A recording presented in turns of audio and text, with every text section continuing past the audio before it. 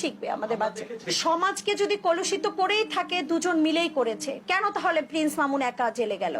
Prince মামুনের সাথে সাথে অবশ্যই লায়লাকেও যেতে হবে। এর জন্য সমাজের মানুষের, যদি প্রিন্স মামুনের দোষ হয়ে থাকে, আমি বলবো সমান অপরাধের অপরাধী কিন্তু লায়লাও।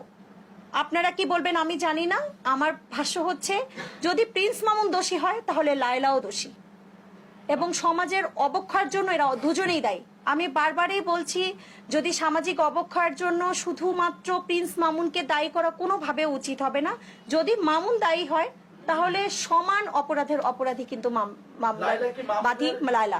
আপনারা যারা জানেন, মিডিয়া জগতে যারা আছেন, প্রিন্স মামুন আগে এসছে না লায়লা আগে এসছে? প্রিন্স মামুনকে বিভিন্নভাবে কনভিন্স করে করে করে করে কিন্তু লায়লা তার মাধ্যমে ফেমাস হওয়ার চেষ্টা করেছে।